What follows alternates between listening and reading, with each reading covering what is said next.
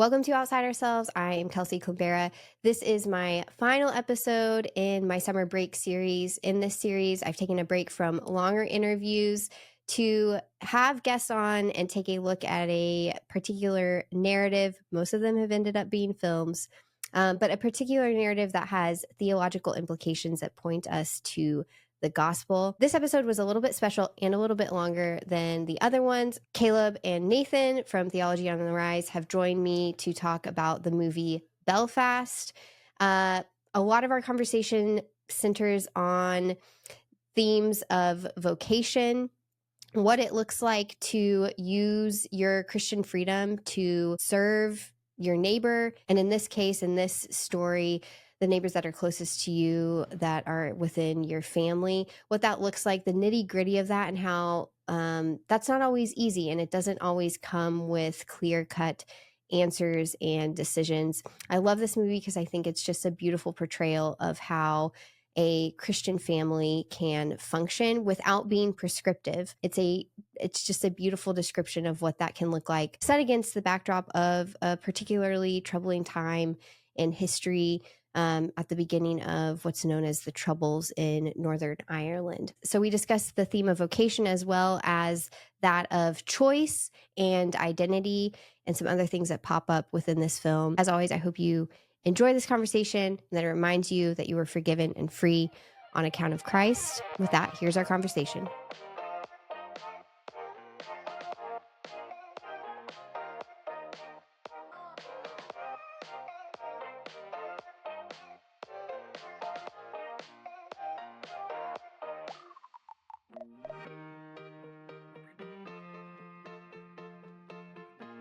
Well, welcome to today's show, everybody. I'm not going to say just Outside Ourselves because this is actually a special kind of crossover episode with my new friends, Caleb and Nathan, who are part of the Theology on the Rise podcast. They have a few other hosts that do this podcast with them, and they're creating some really cool stuff. And we kind of figured out this summer that we were both doing very similar summer series, and so we decided that we should collaborate on an episode.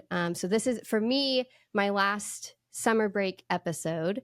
I don't know where I'll fall within y'all's lineup, but today we're going to be talking about the film Belfast. So with that, I'd love if you guys, if you want to intro yourselves, and then I guess I can follow suit for your audience as well. But tell us a little bit more about who you guys are and what you're doing at Theology on the Rise.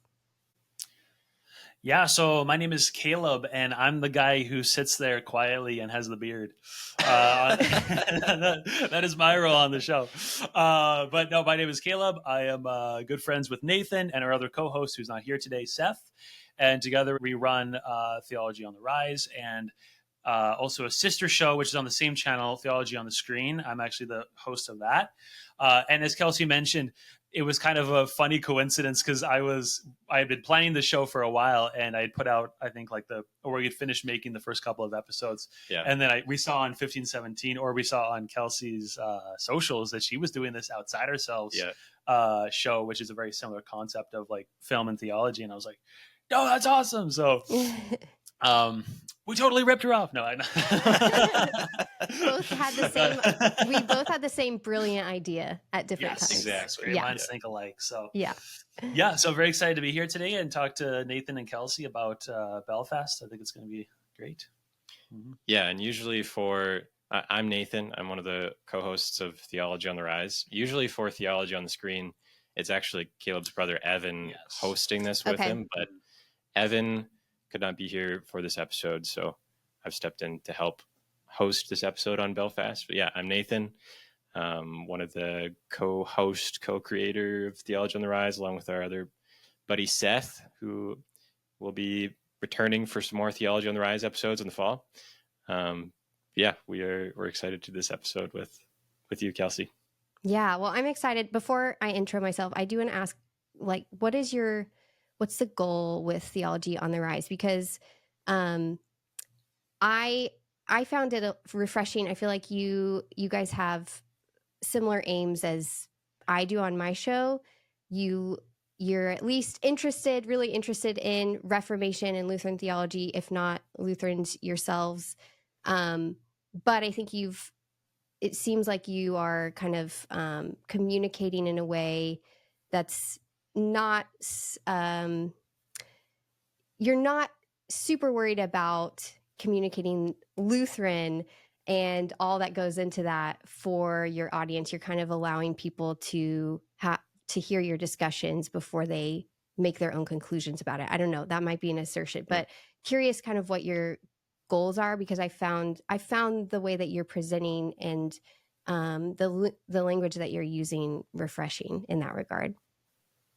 Thanks. We appreciate that. Yeah, we would both call ourselves Lutherans at this point, along with our buddy Seth. But Caleb and I did not grow up Lutheran fully, so we both kind of understand being on the other side of the Christian spectrum of denominations, and can sympathize a little bit with where people are coming from when it comes to like disagreements on theology. So when we do our episodes, we try to keep that in mind, try to keep just people's views in mind, and try to answer questions if we can, but also do it in a way that's conversational and and disarming, I would say.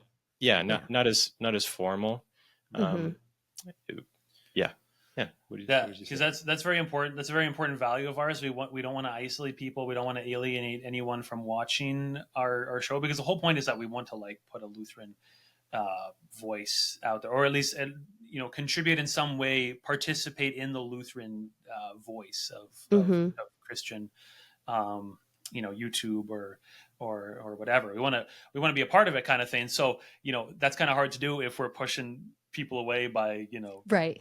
talking or preaching at them about Lutheranism. The idea from the start has always been more discussion based. Like we're having a conversation about this concept or that concept, or what is justification, what is sanctification. We want to share these ideas, and we really want to reach out to a non-Lutheran audience and kind of expose people to Lutheranism. Really is what it is. Because we know people, like Nathan comes from a Baptist background. I come from a Baptist background, and I got a lot of friends who are not Lutherans. I got a lot of friends who don't know what Lutheranism is. Right. That's a big part of it. Is we want to like present this in a way that is engaging and interesting, that our friends can put on in the background and listen to while they're at work or whatever kind of thing. It's always kind of like intimate in that way, where it's like I want something that my friend or who doesn't have the faintest idea, who thinks that Lutheranism is Catholicism, like I want that guy to be able to benefit from this. And just to know, like this Lutheran theology, we love the theology and we want to tell people about it. And also I have found it's a place where my soul can be at rest, right? Because of things like extranos, which is Flame's thing, or outside ourselves, which is your podcast name, right, Kelsi? So just proclaiming those things, because not only do we want people to know about Lutheran theology, but we also want people to be able to find rest in theology. Yeah, for sure. And I share that goal and that desire completely, because it's not just that. I think we would assert that Lutheran theology seems to be closest to Scripture, but like the whole point of Scripture is to get you to this place of comfort and rest and trusting in a God who has given you everything. And when you see Christian theology not doing that, that hurts my heart. It breaks my heart. I hate that people are in that place, because it's the opposite of what I think Scripture is trying to do. So, well, that's great. Yeah, absolutely. Yeah. Well, for your audience, really quickly, I'm Kelsi Climbera, and I'm the online content manager at 1517. So I oversee most of the editing for our online articles. There's one section of our articles called Craft of Preaching that I don't edit, but everything else kind of runs through me, which I feel honored to do. A lot of times I just read amazing stuff and say, that looks great, we'll post it tomorrow or whatever. Awesome. But I also help. We have, some online article series. So I help develop those and then do a couple other special projects throughout the year. But I've been at 1517 since 2018 or 2019. And you've had some people on from 1517 already. But for those listeners who don't know, we're kind of an online theological resource site. We also host events, and our mission is to declare and defend the good news that you are forgiven and free on account of Christ. So really our ultimate aim is the proclamation of the gospel. We aim to tell people that they are forgiven on account of Christ, which also means that we have to rightly distinguish between God's two words, God's law, and God's gospel. Yeah. So there you go. Awesome. Yeah. No, we've really enjoyed having different 1517 people on, and it's funny that you mentioned crafted preaching and how that's the one that you don't edit, because that's one of the ones I probably use the most, actually. Good. Yeah. Hey, that's great. Yeah. That's great. But yeah, there's so much good stuff on 1517's website. I use it all the time. So that's great to hear. Take a look over there and find Kelsi's podcast. Yeah. But you are our favorite 1517 contributor. That's Kelsi. Right, Caleb. That's right.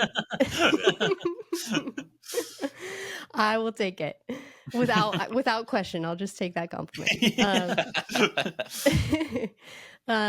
Well, okay. The reason we're here today is to discuss the movie Belfast. Right. What are your initial thoughts about the movie? Do one of you want to kind of give us a summary of it? And I'm curious if you had watched it before we decided to discuss it, or if this was your first watching of it. Mm-hmm. Sure, I can give a brief summary along with my initial thoughts on the film. So I had never watched it prior to preparing for this episode, so it was my first viewing of the movie. I think it's pretty good. I think of all of the movies that I've covered, I think this is one where the theological connections, or the elements of theology and religion and Christianity were the least forthright. Mm-hmm. That being said, I've covered movies like Silence, which is explicitly very Christian, and Les Mis, which is again quite Christian inherently. So this was a good challenge, because I had to examine the film and, okay, what is this saying, and how can I draw elements out of it there. So that was fun. I enjoyed that. I enjoyed the challenge of having to dig a little bit deeper and try to find things that were relevant to the discussion. So Belfast it's a story that takes place in Ireland in the at the very start of the Troubles, and the Troubles are basically this was like a civil war that occurred in Ireland for 30 years, resulted in a dramatic transformation of the country. It was primarily fought between two parties, or two political camps, and the movie kind of takes place as the Troubles are just starting, and it was ultimately a fight about. I'm gonna totally not do any service to this very complex topic, but it's okay. It was very much I wouldn't either. It was a political battle ultimately, where you had one group that was saying this is what Ireland is, this is what Ireland should be, and the other one had a different idea. And painting with a broad brush, you had actually. I wonder if I have the notes. I can't remember the names of the camps, but one side was primarily Catholic and one side was primarily Protestant.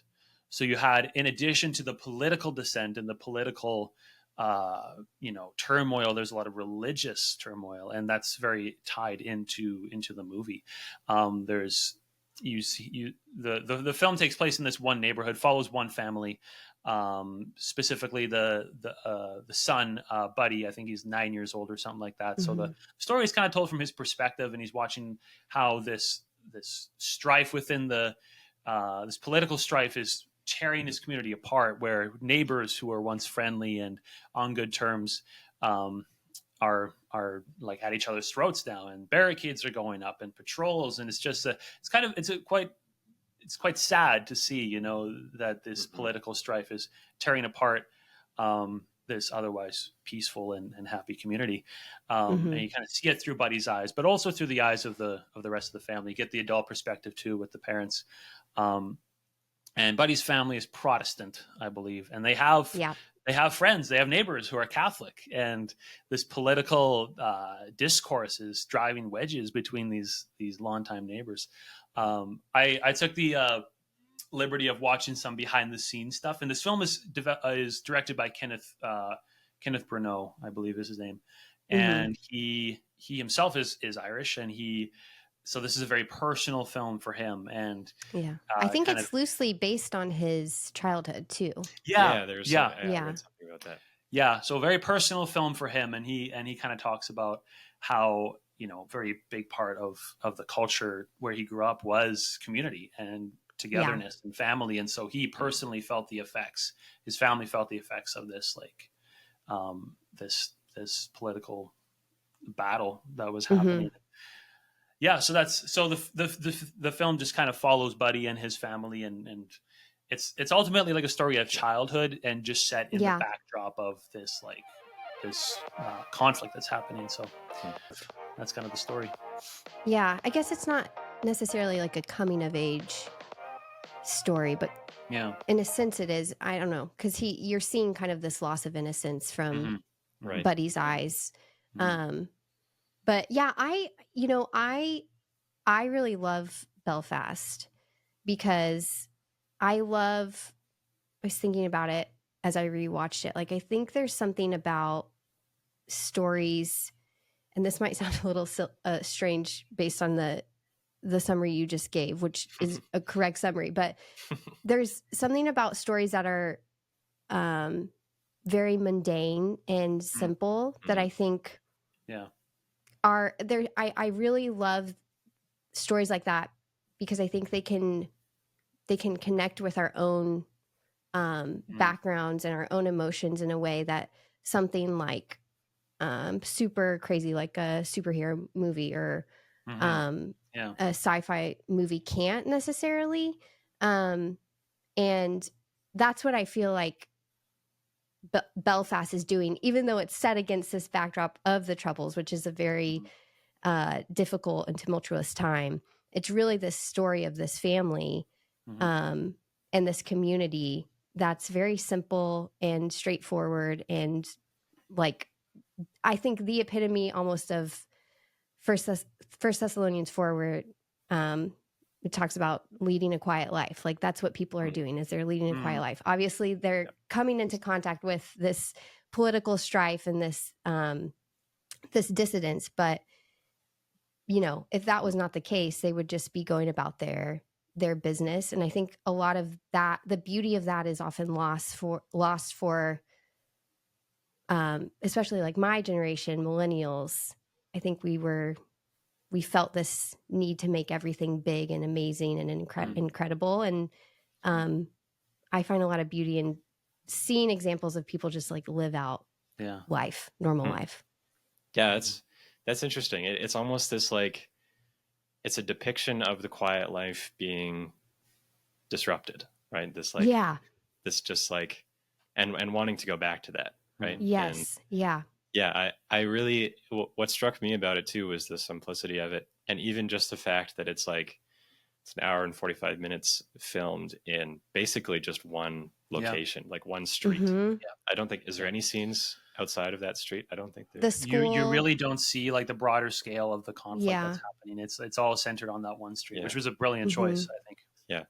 Very, very zoomed in on this like street, family, and especially like Buddy. That's the life of Buddy. What is Buddy going through? And especially with this like political drama, but also in his own heart with this like religious tension of I'm Protestant. What does that mean on this Catholic street? And all this like, and all of this political drama is driven by, you know, it's somewhat religious undertones, right? And it's just like, what is this? What does it look like for me to be a Protestant in a Catholic community? And this is the life of Buddy. Like, what is he going? What is he doing? Yeah. Yeah, there's also I think a large theme of identity in the movie.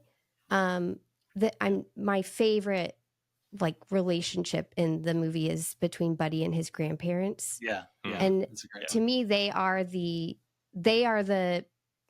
identity. Well, they're the stabilizers for sure for the family. And I think that they are the ones who are giving Buddy his identity. I mean, it's like explicitly kind of on the nose, that one scene, his grandfather's in the hospital and he says, "You know who you are, don't you? You're Buddy from Belfast 15. Everybody knows you." It like makes me want to cry because it's this whole beautiful example of giving someone value outside of themselves, outside of anything that they can do. And I think that that's also something that is so lost in our society. Like we have this mentality or this thought that identity is what you discover. And for so much of history, and then obviously this is a very biblical idea as well, like identity was given to you. It was given to you by your family. And then even deeper, which I think that I would like to think that this is underlying his grandfather's speech. Underlying what your family gives you is, of course, what your creator gives you and who your creator calls you. So yeah, I love that. And it kind of, I think, cements for Buddy who he is as he's struggling with this, like, what is a Protestant? What is a Catholic? Like, there's that whole funny dialogue with his cousin at the beginning where she's like, Catholics have these names and Protestants have these names. And they're like, and he's like, well, what if their name is Thomas? I know a Catholic who's named Thomas. And she's like, no, that's Protestant. So as he's trying to figure this out, he has this very stabilizing force in his family, and his grandparents who are like, no, this is who you are. And this is going to keep you safe. And this is true no matter where you go, no matter what you do. I just find that really beautiful. And there's like a part of the beauty of that is the simplicity of it again, right? Right. It's like you are Buddy from Belfast, from the street, and then in our own circles, like we've said, our own lives, we are children of God, baptized into Christ. That is the simplicity of our identity, and it's really highlighting that, which is cool. Yeah, absolutely. And like going with that, it's very important what his grandfather places his identity in. Like he says, you're a Buddy from Belfast, and like this is your community and these are your people and this is your family. He doesn't say you're a Buddy, the Protestant who is on this side of the political spectrum. Like our identity, that is so important because, like, I mean, we see all the time the tragedies that occur when we put our identity on the wrong things. So it's not just important that his identity came from outside of himself, but that it was placed in the correct thing, or at least not in something that's going to something that is worldly, like a political party or something that's like, because even like your Buddy the Protestant, I mean, that kind of like that can open the door to a lot of strife with other Christians if we put our identity too much in the fact that I'm Caleb Sherbanek and I'm a Lutheran, and if I bury myself in that identity and not first and foremost, I'm Caleb Sherbanek, a child of God, saved and redeemed by the Jesus Christ, it's putting too much stakes in your party, in your side of the street or whatever, it can lead to a lot of disunity. And we see that play out in the film where, again, like you have a street of Catholics and Protestants and they become, just bitter enemies, in a lot of ways. So, and I think that's, there's also this discussion of choice within that too. Because I mean, obviously you could also be given an identity that's wrong, but, so I think it's good to like consider what identity are you given and where is it coming from? Is like the source good or not? But to the question of like Protestant or Catholic, and then how that's especially in this film, I think that what the issue is it's wrapped up within this political situation as well. So like if you're Protestant, you will do these things. If you're Catholic, you'll do these things. And that is at the end of the day like a distinction that asserts the free will a little bit too strongly, I think. Asserts like our righteousness based on our actions over what's given to us in Christ. I don't know if that's clear as mud or not, but yeah, no, that makes sense. That's really important to think about, because like Caleb, like you guys have both kind of said, how often do we do that in our own lives, right? Just so we're so quick to, I am Nathan and I am a framer. Yeah. I am a kind of fill the Instagram bio with all of the things that and those are the identities that we choose, right? And the reality is we are given an identity. It's not something that we just decide on our own or conjure up in some way. God has given us our identity. That's really important to highlight. One thing that I was really thinking about during the film, and this might be jumping too far, I'm not sure, was this like, I guess it kind of goes with the identity question, but I loved Buddy's comments on how, if you're Catholic, then you just need to go to confession, and then you oh my gosh, yes, your sins are all forgiven, and you don't need to go to church at all, kind of thing. And then I feel like that comes up later when he's talking with his dad at the end of the film, and his dad's like, so we're gonna have to start going to confession. And it's interesting how like it's almost like a joke at the end of the film, but when he's actually in it, it's this big thing. And I wonder if that's kind of like you kind of see the shift in identity over time and what's attached to that identity. And I don't know. What did you guys think about that? Is that I thought that was kind of a cool little thing that they added in there, but yeah. I think he's trying to figure out, he has all these, I mean, they're not like explicitly stated, but he has like some pretty big theological questions based on the sermon that they show. Yeah. That comes up multiple times. From his pastor preacher at the Protestant church, who's, preaching this fire and brimstone sermon about choosing the right road, the narrow road or the straight road. And Buddy's super confused by that. What I would say is happening is I believe what they're trying to imply is that the pastor is saying, like, if you're Protestant, choose the narrow road, which is tied up in these political issues. So in the sense, he's tying together not only this political identity, but this choice for salvation. And then Buddy's trying to kind of figure out like what choice he should make.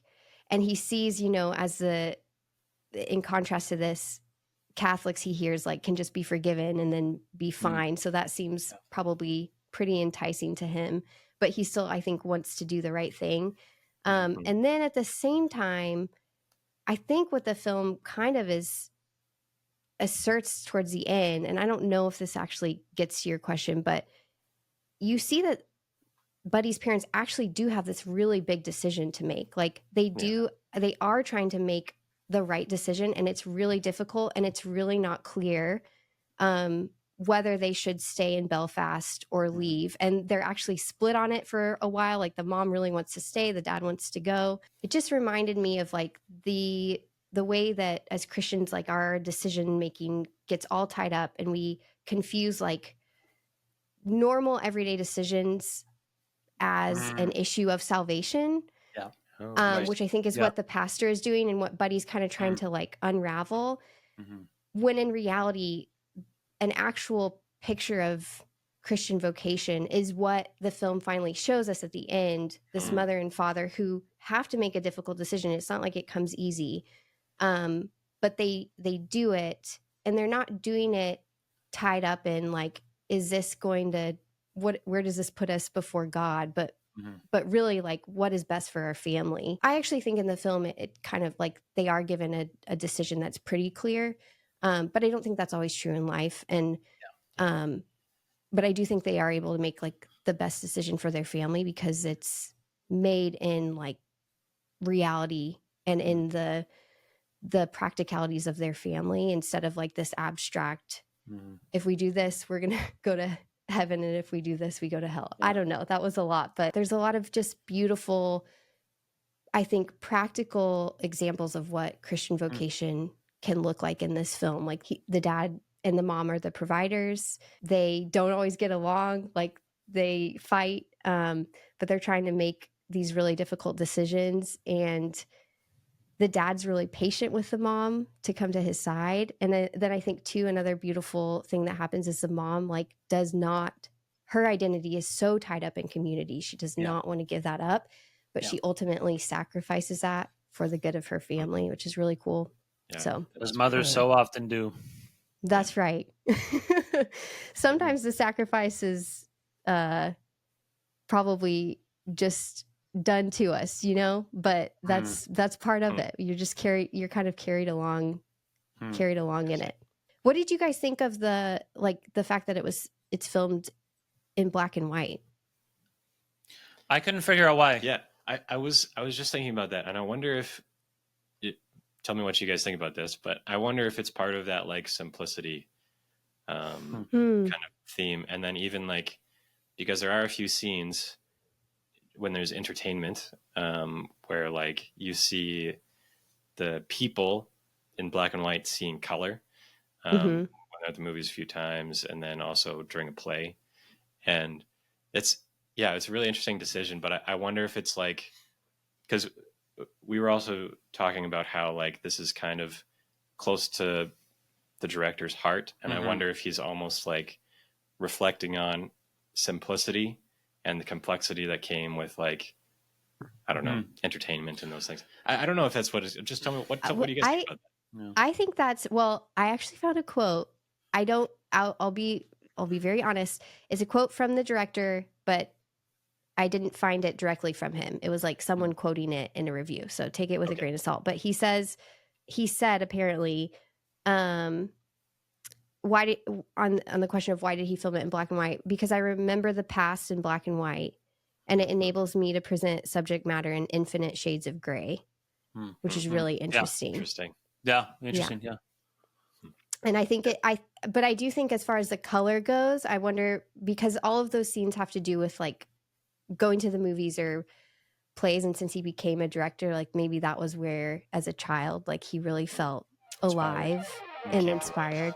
Yeah. I like that about the multiple tones of gray. And I think that's, you know, the film definitely takes more of like a nuanced, like the film doesn't side politically on the conflict that's happening. It doesn't take a side. It just kind of presents it as it was and how it affected this particular family. So even in the not choosing a side, it's kind of operating within like a gray area. I think it's just more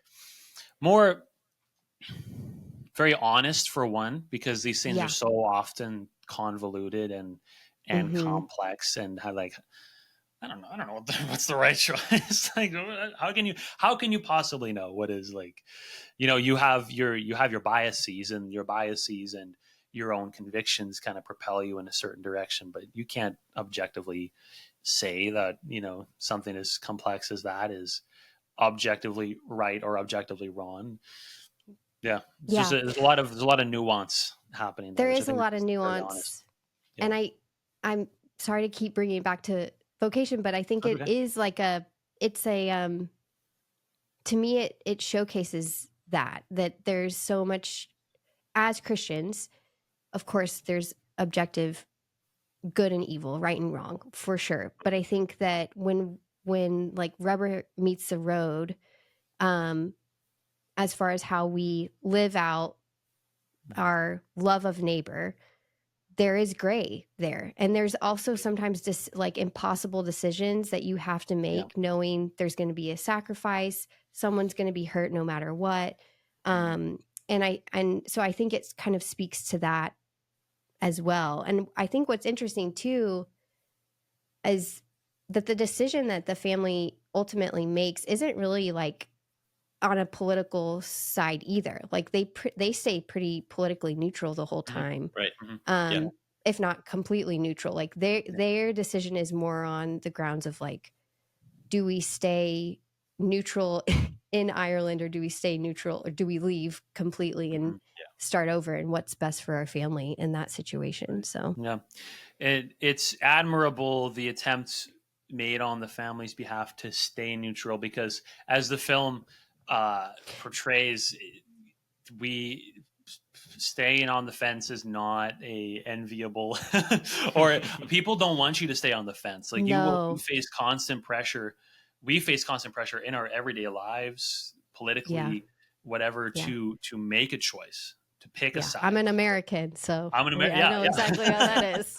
I'm a conservative. Like you're right. You're blue or you're red. You know, it's there isn't the and that is explored in the film through that character of, I think his name is Billy, and and his hounding the father character to join the cause. You have to join the cause, you know. Think of me, think of your lifelong friends who are, you know, and he uses their shared Protestantism against the father. If you're a true Protestant, this is where you fall, you know. And that again comments on just how messy it becomes when religion is like at its core wrapped up in a political issue. It's like you can't draw the religious elements out of this issue because it's so inherent to the problem. And it just becomes so messy and complicated, and the father has to deal with this guy who is, you know, just hounding him to choose a side, and getting his, you know, subverting his authority, and like getting his kids to do different things for him, right? And just that violation where, you know, now this is hitting really, really close to home, and this is interfering with my way of life and stuff. And do I cave in? Do I cave to the pressure, or do I stand firm? But from the world's perspective, that would not be standing firm. That would be cowardice, because you're staying on the fence. You're refusing to choose a side one way or the other. It's kind of going back to that whole identity conversation. And like, is there identity in the political party, or is it in just you're from Belfast, right? And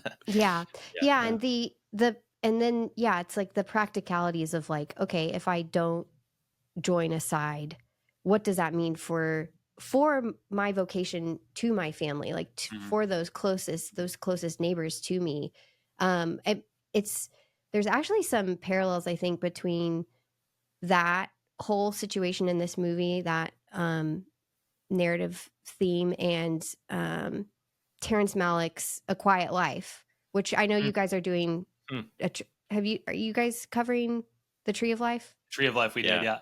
Okay. Have you seen A Quiet Life? I have not. No. Oh my gosh, it's so good.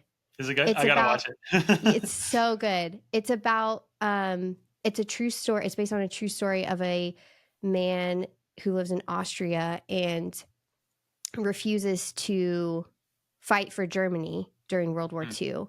Okay. And what happens to him because of that. And it's like the decisions in Belfast to the extreme. And he, like what happens because he decides to go with his conscience and what that means for his family and all of that. But similar themes of like, there are real life, you know, I'm sure that there were people in Austria and Germany who, of course there were people in Austria and Germany during World War II who fought for the Nazis because they didn't want to die and they didn't want to leave their families abandoned. And that's, I understand that. Like I can totally, I don't know what decision I would make in that, in that circumstance. So, again, another kind of gray vocational area, I think. And I'm really glad that the film itself, like the father, like the family, decided to stay neutral on the subject, because the purpose, it's not a political piece. That's not the purpose of it. That's just like Yes. the politics that are happening are meant to show us certain things, right? Like they're a tool to explore certain ideas of choice and vocation and identity and all these things. And the film lands, it stays neutral throughout, and it ends on a neutral note. I like that conversation between the father and Buddy at the end. They're talking about this girl that Buddy likes, and the family at this point has decided to leave Belfast, and Buddy's wondering if he's going to see her again. He's wondering if they have a future together, because she's Catholic and he's Protestant, and the movie has been showing us that there's, it's becoming harder and harder to maintain friendly relations between these two groups. And I like what the father says to him there, where he says, and it, like, me as a father, I probably wouldn't give this exact advice to my son who's facing the problem. But he says he stays neutral. He chooses tolerance in that moment, and community. Where he says, I don't care if she's a Hindu or a a Southern Baptist or a what is it, like a vegetarian antichrist, I think he says. As long as she's good and she's kind and you respect each other and these things. And again, like, that's not the exact advice that I would give to my kid in 2025. No, but it makes sense. It's in that like, context, that context, in that moment, given the situation they face, where choosing a side means that you're making this call on people that does not need to be made, that they're evil and you're good or whatever. He gives that advice, which it makes total sense. And in that making a choice, making a very important choice, only his choice is deeper than what side of the political spectrum are you on. He's choosing tolerance, and he's choosing family and love for your neighbor, and that's the vocation that he's trying to live out, and he's been trying to live out the whole time, and he's trying to impart on his son. It goes into a little bit looking at the grander scope of things, where you're looking beyond this as a political issue, and you're looking at it as a human issue, like a something like humanity. Like, you're looking at it from a humanitarian perspective, where it's like, it's more important that you love your neighbor, and that in itself is a critical choice.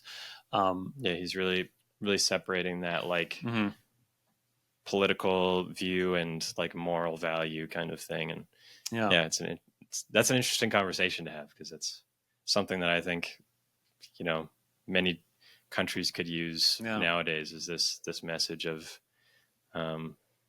just separating political and your beliefs and values, because your political parties are probably not going to align very well with your with moral values, even if one goes more than the other, right? Yeah. And I think, I don't know how deep we want to go into this, but I think, like, politics are a working out of the law, right? Like, politics, I think I would assert that the ultimate aim of politics is to curb, really almost like first use, like curb sin. That's what we want them to do. And so they are not only limited in scope, but they're limited as a very temporal thing. Like, that's why we don't put our trust in princes. That is going to flee. And morality is also a working out of the law, but I think Christian love, and this can get a little bit messy, but like, when you know your identity in Christ, when you are are rooted in that, we trust that the Holy Spirit is going to do good works through us, which are out of Christian love. And I think that that's going to line up with morality as it's presented in Scripture, but it's like a much more practical thing, I think, throughout life than we want to make it. We want to like deliberate and create this scheme for how it should work, whether it's through the political or through some like ethical structure. And I think loving your neighbor really is like just a lot more practical than that. A lot of times it's just like making decisions, but it's not like spending so much time deliberating this abstract way to get to the good. It's just doing like the next thing that's in front of you. Some of this conversation around identity has actually, I've been reading this book. I'm going to do a 1517 plug really quick. Do it. Been reading this book called Saint and Sinner. There you go. And in the book, he talks a little bit about how he uses the analogy of a tree as a fruit tree as your identity, and how you are not the fruit of the tree, you are the tree. Yeah. Even if an apple tree isn't producing apples, it's still an apple tree. And you could probably go as far as to say something like, on top of that, if at the same time, if you're not producing apples, how are people around you going to know that you're an apple tree, right? But that doesn't change your identity. You are an apple tree, and out of that comes your vocational works, right? Yeah, that's great. It's a great book. Everyone should read it. So, and I think you have an episode about it, actually. I do. Yes, I have an interview with Luke that's already out. So listen to that too. Yeah. Oh, anything else before we wrap up? Final thoughts? I got a question. I like to ask this question on Theology on the screen at the end of the episode, kind of thing. I love to insert myself into everything. So my question is, is there a particular character that you found that you resonate with, or that you found to be relatable? I think it's an interesting question, because I think you inevitably kind of insert yourself into the story that you're watching unfold on the screen. I think that's why we create relatable characters in our movies. We don't want someone who's like totally unrelatable, because the audience can't relate. But I just think it's a good question, because it kind of helps to illustrate how you were personally affected by the movie or the piece of media or whatever it is, and what it did for you, kind of thing. So if you guys are cool with that, I think I'd like to hear your thoughts. I'll give you a chance. I'll give you a second to think it through. Interestingly, the character of Billy, as kind of repulsive of a person as he is, like, I think the father describes him as, he says, "You're not a true Protestant, you're a jumped up gangster." And I think that's exactly right, where this guy is, he's kind of just been a bully his whole life, and he's still a bully, and he's using his religion to kind of manipulating that and twisting that for a political aim. But behind that, there is he's placed his identity so much in his country and in his identity as a citizen of Ireland, and he's totally in the camp of, we gotta, and he's even he's participating in the violence. So he's really a reprehensible character, but behind that is a very, he's got very strong core values when it comes to country and, citizenry and what it means to be, again, placing his identity on the wrong things, which me myself, I so often do. I find that the most damaged characters are often the most relatable ones for me when watching something. So as again, reprehensible of a character as he is, like, there's something really powerful driving him, and he has a very strong like sense of duty and code and whatever it might be to what he's fighting for. And Yeah, I'm someone who I'm all in or I'm not in at all when it comes to anything. Yeah. So it's I can relate to the passion and the drive. God forbid I ever start, subverting people, Catholics and firebombing streets and stuff like that, but punching guys in the face. But I found I found myself, yeah. Well, the fall of theology on the rise. But I found I kind of related to him. Yeah, related a little bit to that. Yeah. Yeah. I think I have mine. If you're I'm done. Yeah. Go for it. I was thinking about just a few specific instances, but I think in a lot of ways I did relate to Buddy, and especially in just his like wondering about after that sermon, and wondering about the two different ways that what choice he should make, kind of thing, and just being attached to the identity of one specific group, Protestant, and what does that mean compared to Catholic. And I don't relate to those exactly, but I can relate in the way of just like wondering those things myself at times. Like, how do I go about this decision of what does it mean to identify as a child of God instead of a Baptist? Or I said at the beginning I would call myself a Lutheran, but even is that the right way to say that, right? Like, is that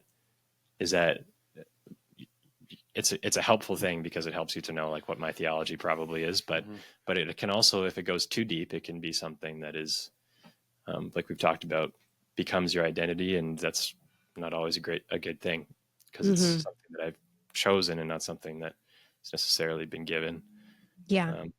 And so I relate to that in some ways, and Buddy's struggled with that, I think. Yeah. I mean, I have two answers. One is not necessarily to the question you asked, but I guess to the character I probably relate to the most. I mean, probably the mom, just because that's like the stage I'm in too. And I think that she's, you see like how a mom has to make really difficult decisions, and how much she cares for her kids and how much she cares for her larger family. She doesn't want to leave that support network and what that means. And I think, to be fair to her too, she talks at one point about if they go to England, like what will that mean for her kids as far as like how people see them and treat them.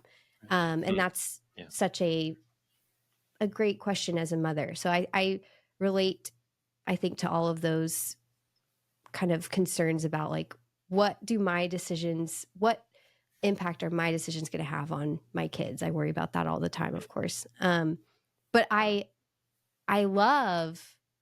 probably don't relate to him, but I love the grandfather. I think that he's like amazing. I think I've already said, like, I think him and the grandmother are like the stabilizers, and I love their interactions, their dialogue back and forth is so funny and sweet and heartwarming. And my favorite line, one reason I love him is because he is this identity giver. And I think he's able to do that because he's so, again, this is a little bit of an assumption, but I think he's so like sure of where he's going and who he is himself. And as a Protestant, I would like to think that that's, totally tied up in Christ's work for him. The last scene with him, the dad and Buddy and him are talking in the hospital. This is right before he dies. And they're telling him that they're probably going to leave Belfast. And Buddy asks, will you be here? Will you still be here in Belfast? And the grandpa says, I'm going nowhere. You won't find me. And that to me is like this assertion of, I know where I'm going, and I know where you're going to be at some point too. He's kind of almost passing down this assurance of salvation for his grandson of like, we're going to end up in the same place. I like, both times I've watched the movie, I cried when he said that. I just think it's beautiful. So it is beautiful. Yeah. Anything else? I think we covered it. I think we did. So glad to chat with you a little bit, and I'm excited for people to listen. So appreciate your time. Yeah. Thanks a lot, Kelsi. We We have enjoyed getting to talk with you. Awesome. Absolutely. It was fun. It was so fun. It's been great. Outside Ourselves is a 1517 podcast and show. To learn more about all of our podcasts and all of our shows, please go to 1517.org/podcast. This series has been so fun. I hope you have enjoyed it as much as I have. And I will be back in a couple weeks with my next guest and the first full-length interview since the beginning of summer. One more note before we start the episode. If you like Outside Ourselves and you haven't done so already, I would love if you could give the show a 5-star review wherever you're listening, and or subscribe on YouTube. Over at YouTube, you can, of course, not only listen, but watch the show. And that, I think, is really fun, especially with these summer break episodes where we're covering specific films or narratives in depth. So make sure you subscribe to the Kelsi Climbera channel. That way you don't miss any upcoming content.